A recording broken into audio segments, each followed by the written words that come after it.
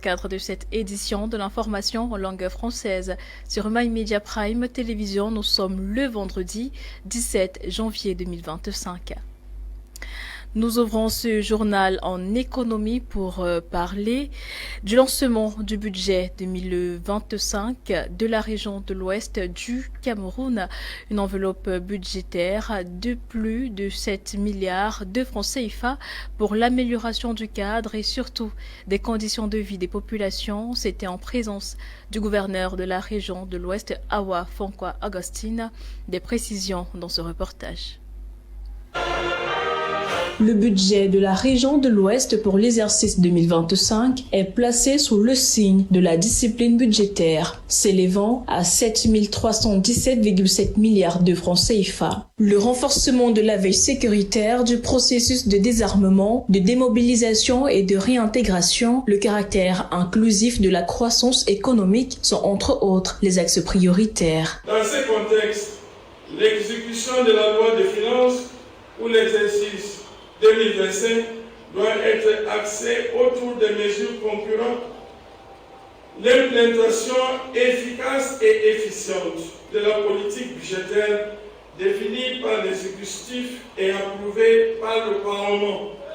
En résumé, l'exécution du budget 2025 doit être placée sous le signe de la discipline budgétaire. Au terme de l'exercice 2024, 607 marchés ont été programmés au profit de la région et 579 contrats signés pour un taux de 95,39% et 69,52% des contrats réceptionnés avec 85 marchés programmés pour les services déconcentrés de l'État. Tout à l'heure, on a parlé d'un projet structurant qui porte sur le probable financement de la route Douala-Bafoussam.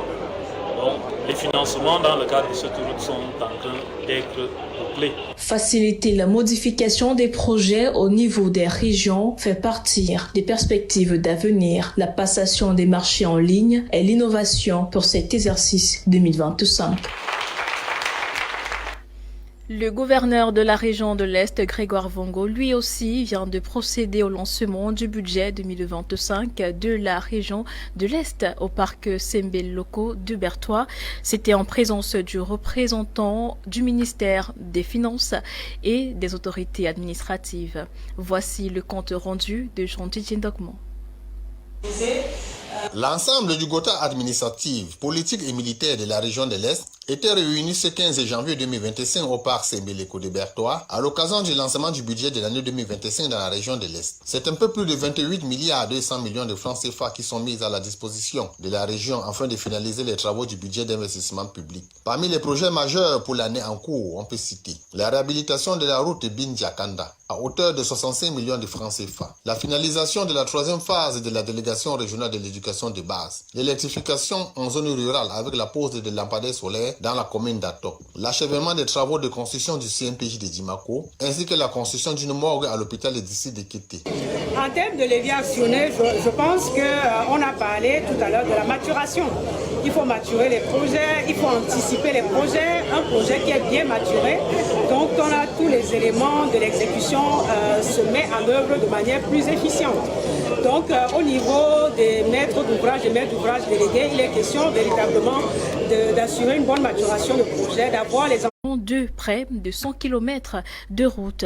Ces chiffres ont été communiqués le 15 janvier dernier par le maire de la ville lors de la 4e édition de la rencontre des élus municipaux de Douala. Des précisions avec Joseph Betty Otto. Plus de 60 milliards de francs CFA, c'est le montant global des fonds propres investis par la communauté urbaine de Douala entre 2020 et 2024 pour réhabiliter près de 100 km de route. Ces chiffres ont été révélés lors de la 4e édition de la rencontre annuelle des élus municipaux de Douala, tenue au Palais de la Culture Sawa, situé au quartier Besseke, dans le 1er arrondissement de la ville ce mercredi 15 janvier 2025 et présidé par le maire de la ville, Roger Mbassandine. Un regroupement annuel des des conseillers municipaux des 6 arrondissements de la capitale économique du Cameroun qui a pour objectif de dresser le bilan annuel de l'exécutif communautaire et d'annoncer les projets en perspective. De ce bilan, il ressort que plusieurs projets ont été achevés par la municipalité durant l'année écoulée, parmi eux l'aménagement de la voie de dessert du débarcadère de Bonassama, la voie d'accès au marché des oignons passant par la passerelle piétonne du boulevard de l'aviation, pour ne citer que cela. Parlant des projets en perspective, l'on peut énumérer les travaux d'aménagement de la route Lorbé-sous-Carrefour, Lendi-Mbangué, les travaux d'entretien des voiries autour de la caserne des sapeurs-pompiers de Ngondi, entre autres. Pour atteindre ces objectifs, la mairie estime à 180 milliards de francs CFA le budget nécessaire pour réhabiliter ces routes. Cependant, son budget annuel actuel reste insuffisant, raison pour laquelle elle a opté depuis 2022 de prioriser la réhabilitation des routes critiques pour un budget provisoire de 80 milliards de francs CFA. Vous l'avez donc compris, l'année 2025 au Cameroun est une année de grandes et belles perspectives, également dans le domaine du tourisme et des loisirs. Nombreux axes ont été débattus ce jour dans la ville de Yaoundé, région du centre du Cameroun, au cours de la conférence annuelle des services centraux et déconcentrés du ministère du Tourisme et des Loisirs. Des précisions avec Jean-Paul Kébin et Serge Biwele. La conférence annuelle des services centraux et déconcentrés pour le compte de 2025, dont les travaux ont été ouverts ce jour par Dioro Amamoum, secrétaire général du ministère du Tourisme et des Loisirs, représentant du ministre d'État, ministre du Tourisme et des Loisirs, consacre la volonté du département ministériel en charge du tourisme et des loisirs de mieux outiller les responsables administratifs des services centraux et déconcentrés dans le processus de compréhension et d'implémentation, revenant sur l'importance de ces assises.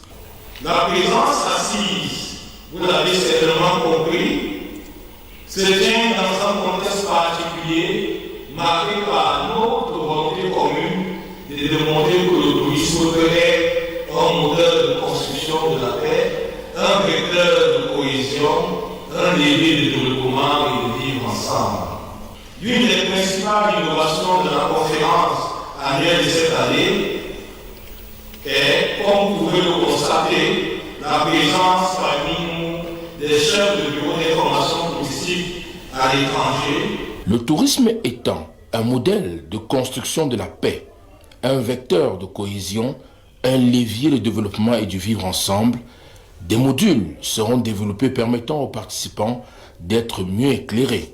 Il faut dire aujourd'hui que l'éthique et la déontologie administrative pour la performance dans le secteur du tourisme est un thème d'actualité. Comme vous le savez, toutes les organisations aujourd'hui sont en quête de la performance et l'État ne reste pas en marge. C'est donc dans ce cadre que le ministère du Tourisme et des Loisirs a, en droite ligne avec les directives que j'ai rappelées, a décidé d'inscrire ce thème-là dans le cadre de notre conférence de services centraux et déconcentrés. Le tourisme est un secteur porteur de richesse et de création d'emplois. Nous constatons paradoxalement que en ces deux périodes où le tourisme, le Cameroun a été en fait classé zone rouge dans certaines chancelleries, les entreprises touristiques n'ont pas cessé de se multiplier. Ce qui montre que il y a donc la commande et la demande du tourisme, même intérieur. Et cela participe de la compétitivité et de la dynamique, n'est-ce pas, de ce secteur-là. Malgré les crises, on aurait cru que le tourisme ne puisse pas puisse s'estomper, mais elle s'est réadaptée. L'appropriation des innovations du décret d'application de la loi régissant l'activité touristique au Cameroun, l'éthique et déontologie administrative et l'explication et commentaire du décret fixant les modalités d'exercice de certaines compétences transférées en matière de tourisme et de loisirs. Et nous restons dans la ville de Yaoundé avec Jean-Paul Kébin et Serge Biwele sous la houlette du maire de la ville de Yaoundé. Le déguerpissement des commerçants sur la voie publique afin de les recaser dans les espaces aménagés est annoncé. Une opération qui vise l'assainissement de la cité capitale politique du pays. Écoutons. Plus que 3 jours et la date butoir sera épuisée. Les commerçants de la ville de Yaoundé ne devront plus exposer leurs marchandises sur la voie publique. L'interdiction de la vente à la sauvette dans certaines zones de la ville de Yaoundé. De quoi avoir des précisions sur cette opération? Je dirais qu'il s'agit d'une opération ordinaire, d'une opération normale qui s'inscrit dans le cadre de l'exercice légal des compétences du maire de la ville, qui a compétence pour assurer le bon ordre urbain dans sa ville, c'est-à-dire Yaoundé. Donc, le communiqué auquel vous faites... La voie publique ne date pas d'aujourd'hui, car l'objectif majeur étant de lutter contre le désordre urbain, d'où le recasement dans les espaces aménagés est souhaité. Les vieilles habitudes ayant la peau dure, selon eux, le coût de la location sera élevé. La mairie de la ville de Yaoundé s'inscrit en faux. C'est l'argument qu'on a toujours brandi, c'est-à-dire que les espaces existent mais ils ne sont pas à la portée du premier commerçant. Ce n'est pas tout à fait vrai, je dirais même que c'est faux. Si nous prenons uniquement le cas de Mokolo, Mokolo est réputé être, je crois, le plus grand marché de la capitale de Yaoundé.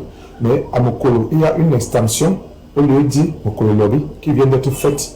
Cette extension a prévu des boutiques pour les commerçants un peu plus fortunés. Cet espace a également prévu des espaces pour les commerçants les moins fortunés, n'est-ce pas? Y compris les vendeurs de vivres. Les vivres, on sait, tout le monde le sait, ils exercent, les vendeurs de vivres exercent des activités parfois même au sol. Donc, le dire, c'est un peu rappeler que là-bas, pour ce type, cette frange de commerçants-là, le loyer peut coûter 5 000 francs mensuels. Cette action qui vise plutôt à libérer les emprises des voies, car la loi interdit l'occupation de la voie publique. Qu'est-ce qu'il faut retenir? Les commerçants doivent retenir que M. le maire de la ville leur a donné jusqu'au 20 pour libérer les voies et leurs différentes emprises. Ce ne sera pas de gaieté de cœur pour le maire de la ville d'en arriver à la répression.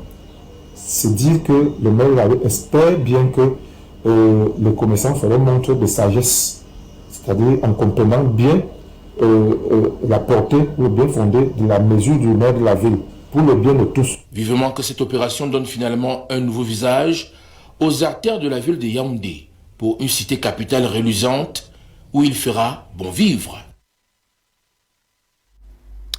À la suite de ce reportage, mesdames, messieurs, parlons de toute autre chose à présent.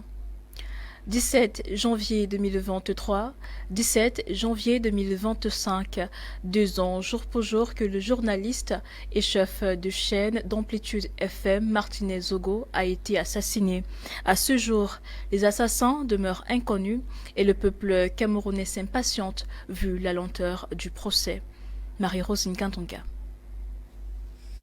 Il était une fois, un 17 janvier 2023, à Yaoundé, l'on vit pour la dernière fois Martinez Zogo, de son vrai nom, Arsène Mbani-Zogo, journaliste et célèbre présentateur de l'émission Embouteillage, sur les ondes de la radio Amplitude FM, une radiodiffusion de la capitale politique du Cameroun. 4 jours plus tard, c'est-à-dire le 22 janvier 2023, l'on découvrit son macabé complètement déshumanisé. Le maestro de la capitale, comme il se faisait appeler, devint alors plus populaire que de son vivant. Sa mort, si atroce, créa l'embouteillage jusqu'au-delà même des frontières du Cameroun. Martinez Zogo n'est pas mort d'une mort naturelle, mais l'homme de médias fut assassiné par des bourreaux, révélèrent les enquêtes. Le paysage médiatique, les hommes politiques, les membres du gouvernement se succédèrent dans la radio où il officiait. Le bruit fut tellement si fort qu'il parvint aux oreilles du président de la République Paul Biya. Humaniste et père de la nation, il prescrivit une enquête jumelée police-gendarmerie à Mondovision. Au premier rapport, les noms des baobabs sont cités et aussitôt arrêtés. Nous avons là les commanditaires et les tortureurs. Mais jusqu'ici, palais ou l'assassin. Les procès se suivent, mais jamais les résultats favorables. Il faut encore attendre. 17 janvier 2023, 17 janvier 2025. 2 ans après, l'on se souvient comme si c'était hier. Le temps passe si vite et le même temps use. Famille, amis, collègues, connaissances et même la communauté internationale sont impatients. Pour certains, il n'y a plus d'espoir. Mais pour les hommes de foi, il faut encore faire confiance à la justice camerounaise. L'enquête peut piétiner, mais la vérité finira par sortir, comme ça se dit dans les bars. Question pour ces derniers de se consoler dans leur longue attente. On continue d'attendre, malgré que cette attente soit très longue. Vraiment, très longue, où on penserait aux enquêtes impossibles. 2 ans que Martinez fond dans la glace à l'hôpital central de Yaoundé, selon les sources officielles. 2 ans également que les suspects croupissent à la prison centrale de Kondengui à Yaoundé. Le peuple inlassable continue de réclamer justice pour Martinez Zogo, le maestro de la capitale, de là où tu es dans le monde des morts. Repose en paix. Ta mort crée l'embouteillage et le monde ne se lassera pas d'attendre. Qui a fait ce sale boulot? Et en attendant, revenir sur la suite des informations concernant cette affaire, mesdames, messieurs, parlons à présent d'une figure emblématique de lutte pour l'indépendance du Cameroun, Ernest Ouandié. Il y a 48 heures, le 15... Un régime véritablement d'essence endogène puisse naître à Yaoundé. Et nous croyons que 2025 devrait être l'opportunité. C'est par le refrain de l'hymne national du Cameroun que débute effectivement la cérémonie de commémoration du 54e anniversaire de l'assassinat d'Ernest Ouandié, ce 15 janvier 2025 dans la ville de Bafoussam.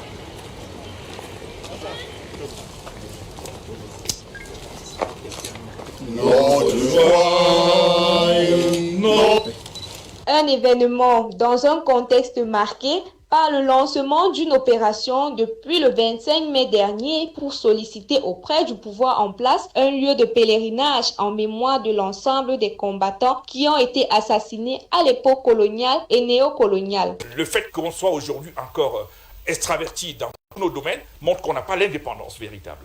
Et donc le jour où on va réussir à balayer le régime néocolonial qui sévit encore au Cameroun, et que ces assassins, dont certains sont encore au pouvoir, qui seront venus demander pardon pour ceux qui ne sont pas encore morts, à ce moment-là, on pourra revenir ici avec vous pour dire « Ernest, enfin repose en paix définitivement, parce qu'on a pu réaliser tout ce que vous aviez vu. » Selon le président de l'offre Orange, le peuple devrait saisir l'occasion pour rendre un hommage mérité à ces martyrs en contribuant à la libération du Cameroun à travers ses urnes. Vu que l'État du Cameroun a reconnu Ernest Ouandié et bien d'autres comme des héros nationaux, il était donc temps que le Cameroun célèbre cette journée, mais malheureusement, vous comprenez que nous nous retrouvons toujours ici ensemble, les mêmes personnes, sans la présence de la personne morale qu'est l'État du Cameroun. Donc c'est dommage. En rappel, Ernest Ouandié a été assassiné sur l'ordre de l'administration coloniale française. C'est donc un moment historique majeur dans la vie politique du Cameroun qui doit être présenté à la communauté nationale et internationale. Les fondements de son engagement pour en faire